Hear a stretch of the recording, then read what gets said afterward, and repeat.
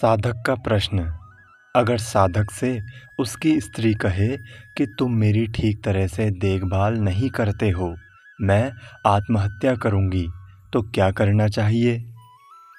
ऐसी स्त्री को जो ईश्वर के मार्ग में विघ्न डालती हो, त्याग देना चाहिए।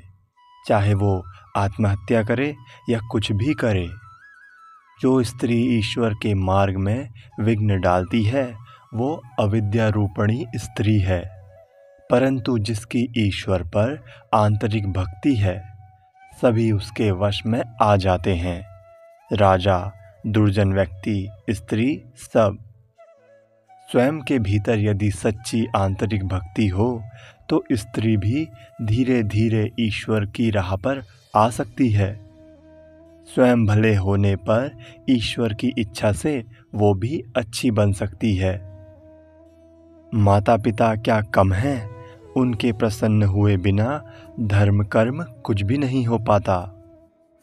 श्री चैतन्य देव को ही लो, वे तो प्रेम से उन्मत्त हो गए थे, परंतु फिर भी संन्यास लेने के पहले वे कितने दिनों तक अपनी माता को मनाते रहे। उन्होंने कहा था, माँ, मैं बीच बीच में आकर तुम्हें देख जाया करूँगा। मनुष्य के कुछ ऋण होते हैं: देव ऋण, ऋषि ऋण, मातृ ऋण, पितृ ऋण और स्त्री ऋण। माता पिता के ऋण को चुकाए बिना कोई कार्य सफल नहीं हो पाता। स्त्री के प्रति भी ऋण होता है।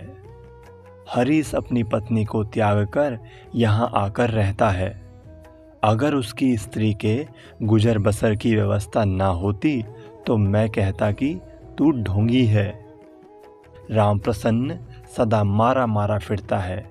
कहता है कि मनु ने साधु सेवा का विधान दिया है। इधर बूढ़ी माँ को खाने को नहीं मिलता, वो खुद सौदा लेने हाट बाजार जाया करती है। ये सब देखकर ऐसा गुस्सा आता है कि क्या कहूँ। परंतु एक बात है, यदि किसी की प्रेमोन्माद अवस्था हो जाए, तो फिर कौन बाप, कौन माँ और कौन स्त्री? ईश्वर पर इतना प्रेम हो कि दीवाना बन जाए, फिर उसके लिए कुछ कर्तव्य नहीं रह जाता। वो सभी ऋणों से मुक्त हो जाता है। ये प्रेमोन्माद की अवस्था आने पर मनुष्य को संसार का विस्मरण हो जाता है। अपनी देह जो इतनी प्यारी होती है, उसकी भी सुध नहीं रह जाती। संसार में माता पिता परम गुरु हैं।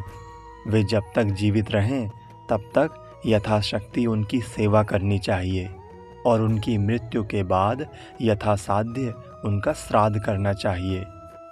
जो पुत्र अत्यंत निर्धन है, जिसमें श्राद्ध आदि करवाने का सामर्थ्य नहीं है, उसे भी वन में जाकर उनका स्मरण करते हुए रोना चाहिए। तभी उनके ऋण का चुकता होता है। केवल ईश्वर के लिए माता पिता की आज्ञा का उल्लंघन किया जा सकता है। जैसे प्रहलाद ने पिता के मना करने पर भी विष्णु नाम लेना नहीं छोड़ा। माँ के मना करने पर भी ध्रुव तपस्या करने वन में गया। इससे उन्हें कोई दोष नहीं लगा।